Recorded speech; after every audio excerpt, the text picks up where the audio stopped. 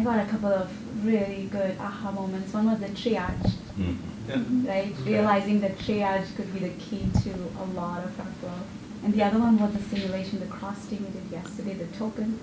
Like that was really interesting without reorganizing anything, how to change the flow and get value. That was really so good. The economic model for an internal marketplace for selling and balancing demand capability, I think is something that's sorely needed inside enterprises where there is no economic model. There's just emotional, even if you say, oh, there's a business value, it's all emotion.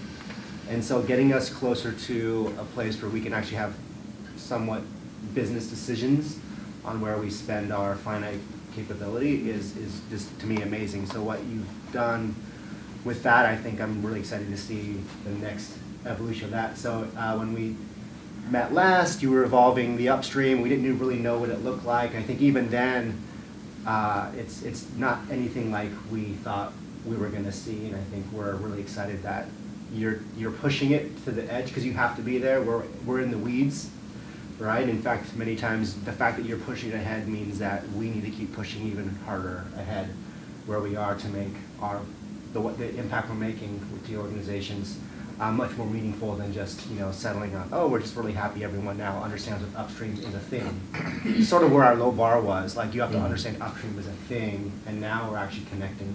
We have more tools, more thinking tools to connect it. So I really appreciate that you're staying way, way ahead of us. Sometime with Patrick and Arlette, you're going to get probably 5 or 6 things new to your reading list, and I think I look at them as they're really living integrative thinking, which is how are you bringing the other cross-disciplinary things that you don't think make any sense, that you might think it's a waste of your time. Why am I reading Jonathan Haidt? It doesn't make any sense. We're agile coaches or whatever.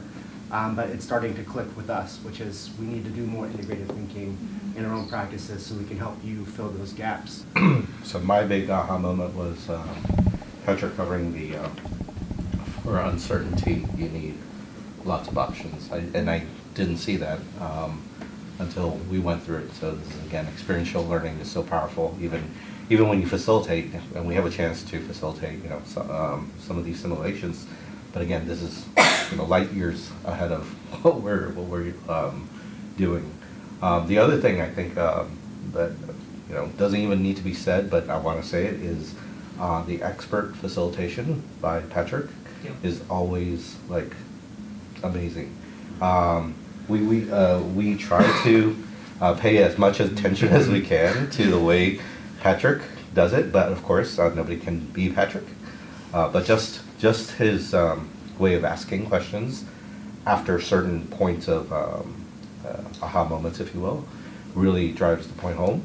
And I think the skill is finding where the right moment is to kind of intervene and make those points. So sometimes as facilitators in terms we come in a little too early or too late, the moments aren't right, but Patrick always seems to have the right place to make the right points, and it just sticks with you. So again, learning from that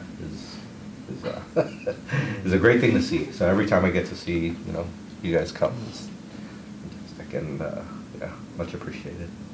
Belgium, you just talked about the marketplace, but we got to see it, but not quite see it. It was it was on your laptops, but yeah, there's a lot there, and it kind of just gives me okay, this is the richness in this in Kanban and the fact that we're going upstream is kind of just, hey, this is future stuff that we're looking at. And this morning is probably still my biggest takeaway, that my company has been so hyper-focused at both the team level and a portfolio, just the whole system, at reducing WIP under the guise that alone will increase throughput. And I think it was, eye-opening to see that we really need to do a deeper analysis of what's creating the blockers, where are the bottlenecks, and how do we relieve that, and it's not necessarily WIP. So for me, that's probably the biggest practical takeaway. There are many others, but that's probably the biggest one that would be the easiest for me to implement right now.